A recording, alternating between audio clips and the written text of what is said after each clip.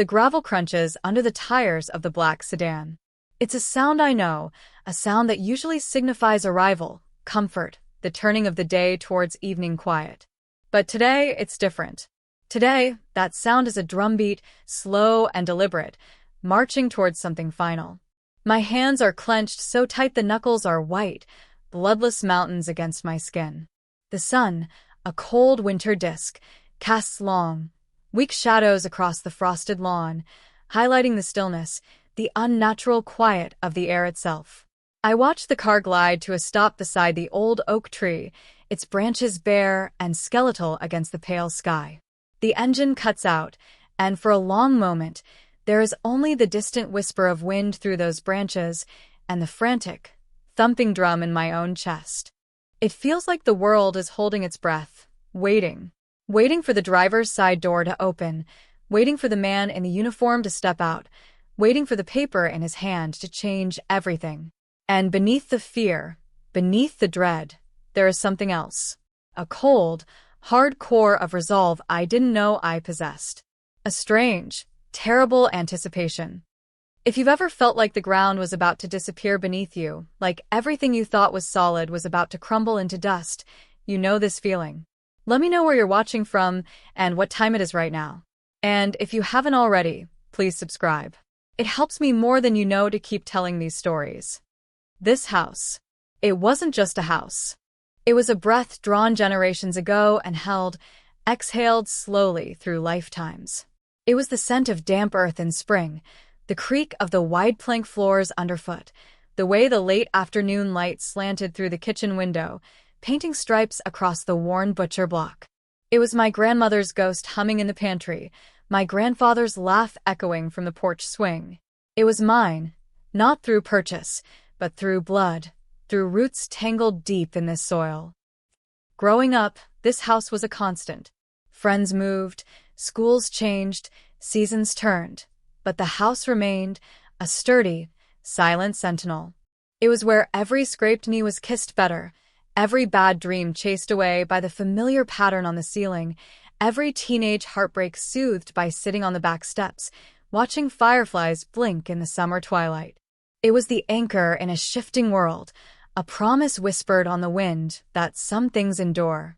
My parents, practical and forward-thinking, had placed it into a trust years ago, a legal framework that felt abstract and distant in my youth, but which, they explained, was meant to protect its legacy, to ensure it stayed within the family, generation after generation. At the time, it felt like a formality, a grown-up thing they did with lawyers and paper. I nodded along, envisioning a future where I'd raise my own children here, where the story would continue, seamless and unbroken. When I met Mark, he seemed to understand this. Or he said he did. He was charm personified, a whirlwind of attention and promises. He painted a picture of a shared future, a life built together. He spoke of settling down, of roots, of wanting a place to call home that felt real and lasting. He wasn't from this town, didn't have the same history with this land, but he listened, seemingly fascinated by the stories of the house, the family who had lived and died within its walls. He admired the sturdy construction, the quiet solitude of the property, the way the seasons painted the landscape. He seemed to appreciate the value of it, not just in dollars and cents, but in continuity, in belonging. I mistook his admiration for understanding, his enthusiasm for shared vision. I believed him when he said he loved this house, loved this life, loved me. We married in the garden under the old oak, the same tree now standing silent watch over the arriving car. The house, dressed in flowers and laughter, seemed to bless our union, to welcome him into its long, unfolding story. I signed papers then too, standard marital documents, things you sign when you join lives, things you trust the person beside you with. Things I barely read, because why would I? It was him, my husband, my future. Our life together here began like many others, a blend of shared routines and individual rhythms. Weekends spent working in the garden, evenings curled up on the sofa by the fireplace, the comforting cadence of two lives running parallel, intertwined. He was ambitious, focused on his work, which often took him away, but when he was home, he was present, or so it seemed. He handled the finances, the bills, the practicalities. He had a head for numbers, a knack for organization, skills I lacked, and was happy to delegate. It felt like a partnership. He brought structure, I brought the history, the heart, the home itself. It felt balanced. Safe. The shift was slow, insidious, like damp creeping into old wood. Little things at first. A new sharpness in his tone, a dismissiveness towards things that mattered to me, especially things connected to the house, its age, its quirks. He started talking about renovations, not gentle updates, but tearing things out, modernizing, making it sleek and cold. He'd wave away my concerns about preserving the character, about the history held in the very walls. "It's just an old house," he'd say, a phrase that felt like a small betrayal each time he uttered it. Then came the secrecy. Late-night phone calls ending abruptly when I entered the room. Documents tucked away in locked drawers. A tension that tightened the air whenever I asked questions about money, about the future he was planning, or seemed to be planning alone. He grew distant, his presence in the house feeling less like an anchor and more like a shadow, cool and unwelcoming. He was here, but he wasn't here. Not with me, not in the life we had built, or were supposed to be building. The emails started arriving a few months ago. Innocent enough at first. Notifications from banks I didn't usually interact with, statements for accounts I didn't recognize. I assumed they were spam, or maybe related to his work. But then came the letter from the property tax office, addressed to him, asking for updated information on this address. I remember standing in the kitchen, the familiar warmth of the afternoon sun on my face, holding the cold, official paper in my hands. It felt heavy, significant. Why was it addressed to him? Why did they need his information? This was my family's property. Hadn't the trust sorted all this? I asked him about it that evening, trying to keep my voice light, casual. He brushed it off. "Just some administrative thing," he said, not meeting my eyes. "Something about updating records for joint ownership." Joint ownership? My stomach tightened. I didn't remember anything about joint ownership. This house wasn't jointly owned. It was in the trust. For the family. My family. A tiny seed of unease was planted, a cold speck of grit under the surface of our life. It festered. I started digging, quietly, when he was away. It was hard. He was careful. Documents missing from where they should be. Computer files password protected. But I remembered the marriage papers. The ones I'd barely glanced at. Tucked away in an old box in the attic, under my wedding dress, a relic of a hope that now felt naive, foolish. My hands trembled as I unfolded the brittle pages. The language was dense, legal jargon swirling like a foreign script. But one phrase leaped out, stark and horrifying.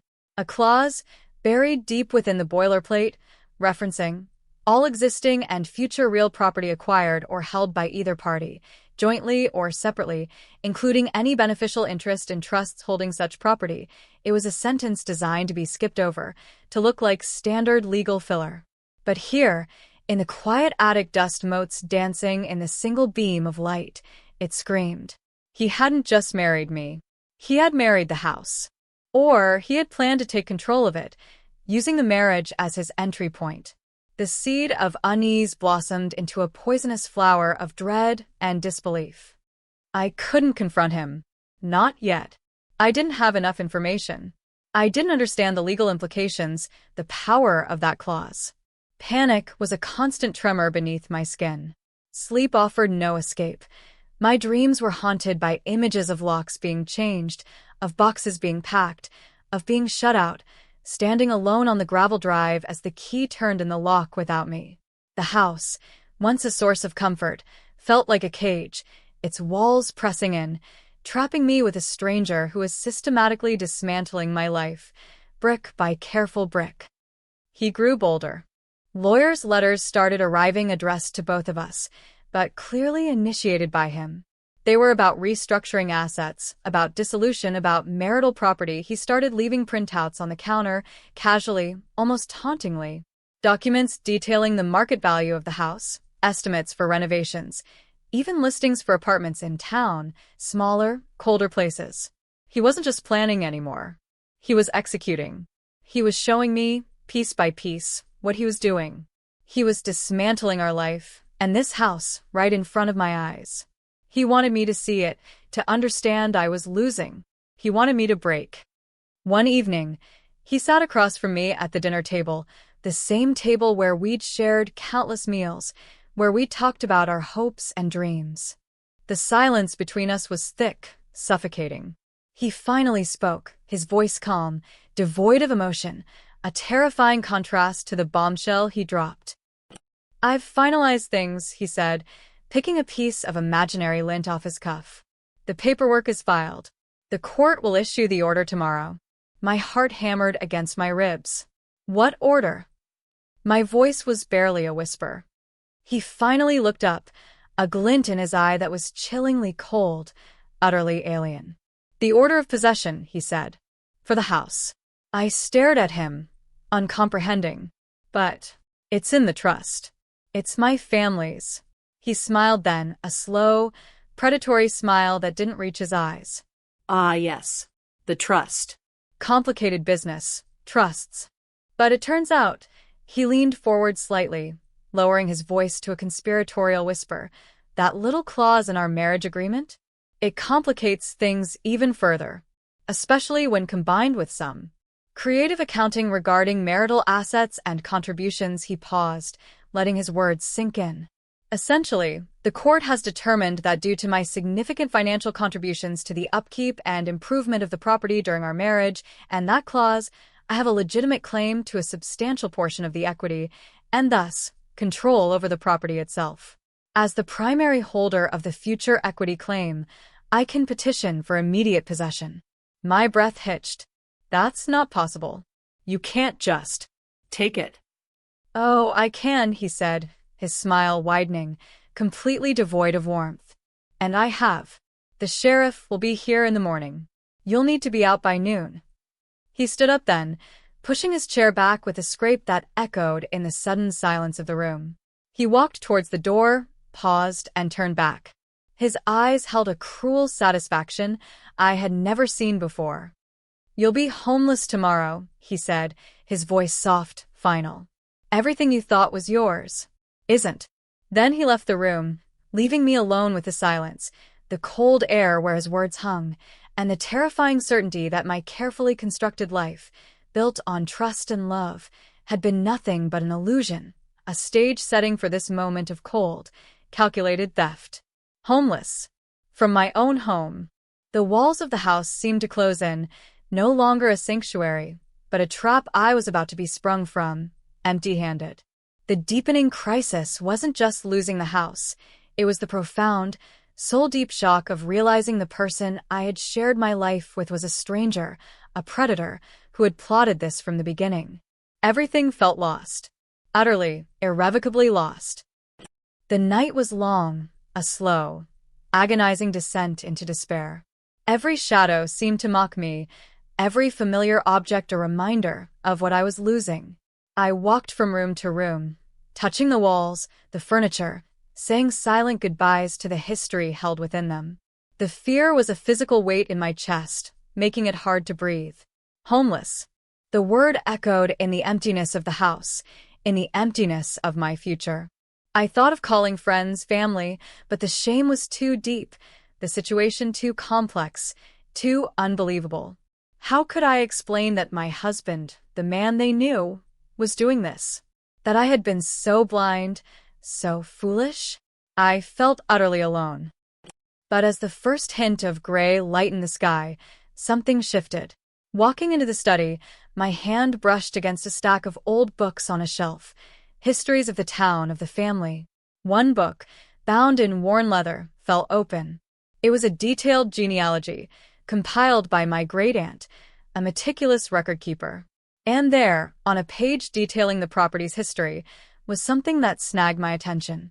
A footnote, tiny and easy to miss. It mentioned a specific, complicated legal maneuver my grandfather had employed decades ago, something about mineral rights and water access, involving a very particular type of property designation, and a unique covenant tied to the land deed itself, predating the trust. It was something I'd heard mentioned vaguely as a child, a family anecdote about Grandpa being clever. At the time, it meant nothing.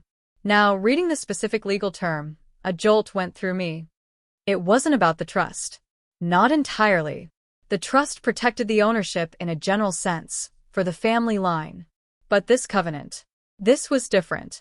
It was about the land use, the access, the occupancy under specific conditions tied to that ancient pre-trust covenant. A covenant that stipulated that primary residency on the property was tied to direct lineal descent unless a specific, formal waiver was executed by the primary lineal descendant and the trustee. And the most critical part, this covenant had been legally registered and affirmed decades ago, a layer of protection that the trust was built around, not over. It meant that while the financial or equity claim might be complex, the right to live here, to occupy the house, was governed by this older, stricter rule.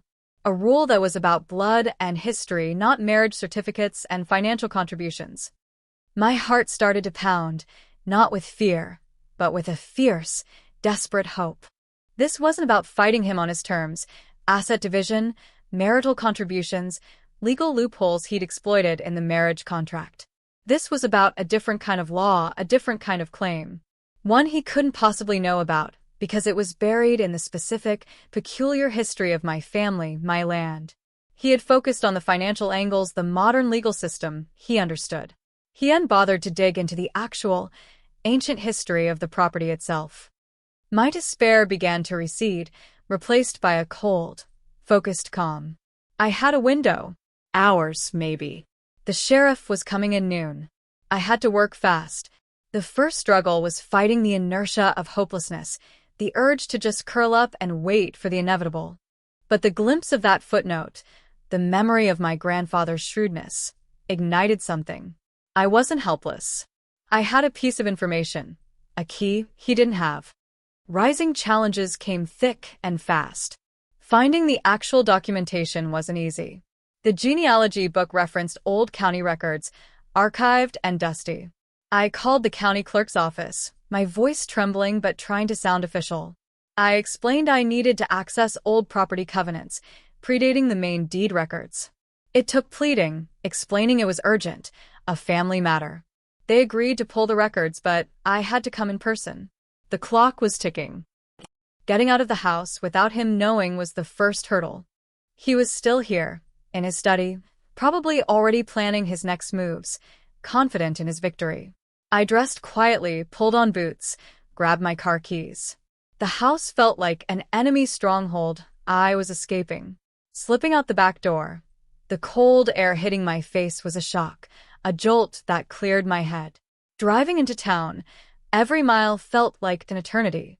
The county office was in the old courthouse, a grand, imposing building that suddenly seemed like the last bastion of justice. The clerk, a kind, elderly woman, led me down to the archives. The air was thick with the smell of old paper and dust. It felt like stepping back in time. Finding the specific covenant was like searching for a single grain of sand on a beach. The records were handwritten, microfilmed, cross-referenced in ways that made sense only to someone steeped in the history of this specific place. But I had the key term from the genealogy book, the date the covenant was registered. Hours passed in a blur of rustling paper, squinting at microfiche readers. My eyes burned, my head ached, but I wouldn't stop. I felt my ancestors around me, the ones who had lived and died on that land, willing me forward. This wasn't just about me anymore.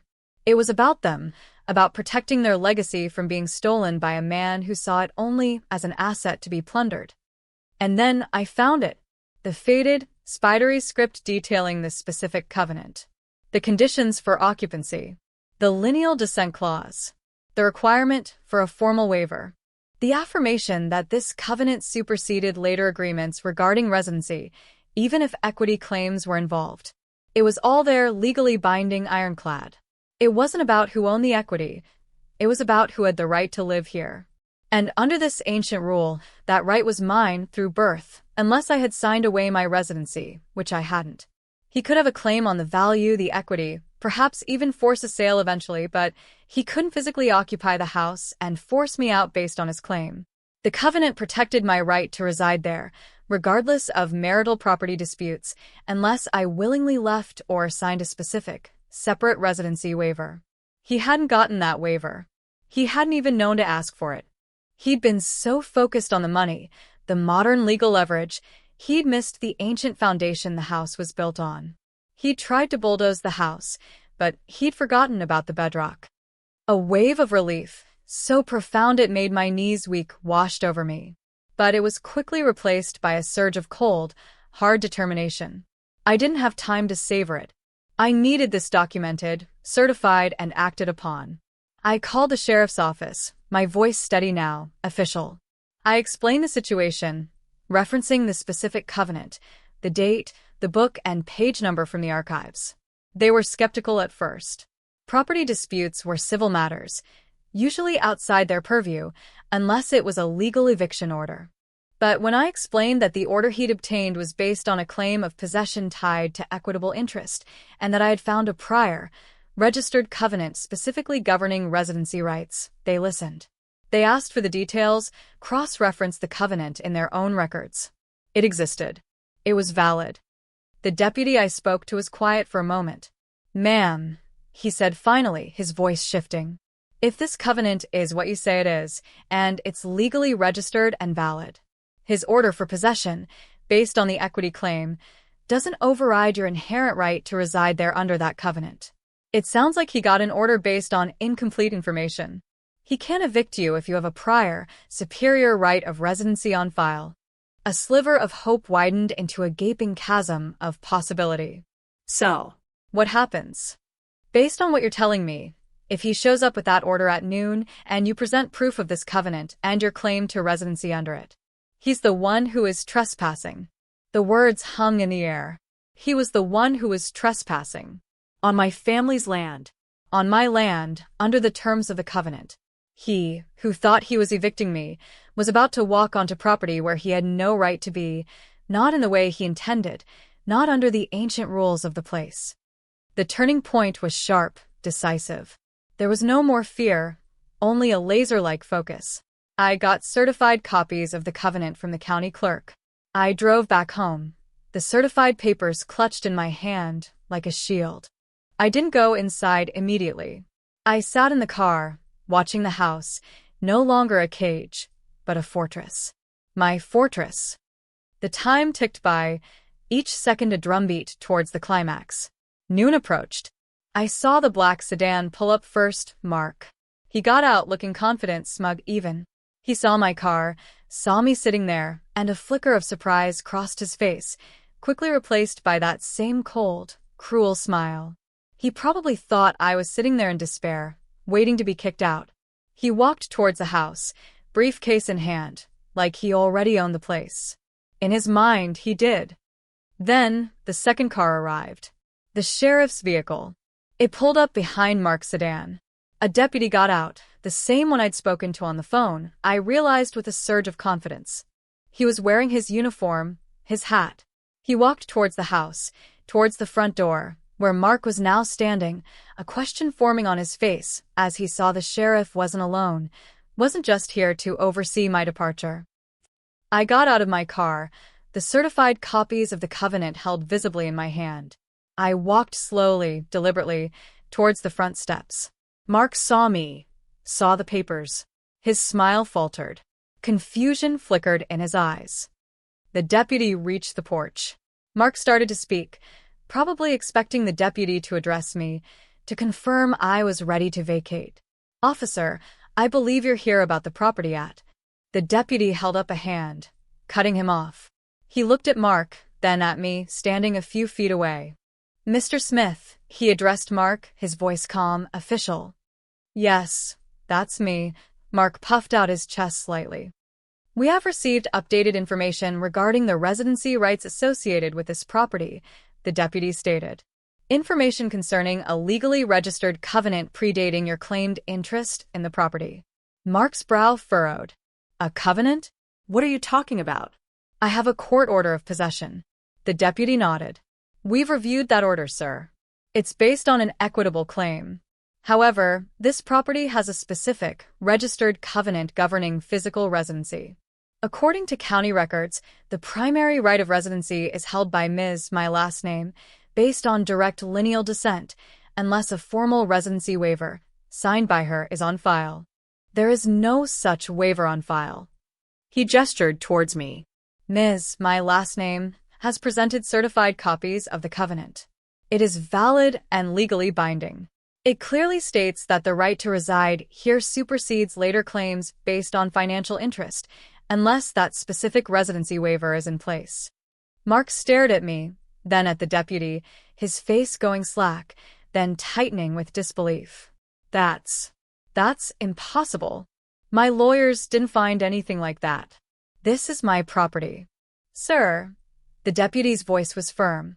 While your financial claim might be a matter for civil court, the right to reside here, at this specific moment, is held by Ms. My last name, under the terms of this registered covenant.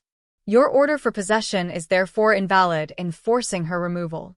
Furthermore, since you are attempting to assert physical control and presence on the property against the valid, prior right of residency held by Ms. My last name, you are, in fact, trespassing.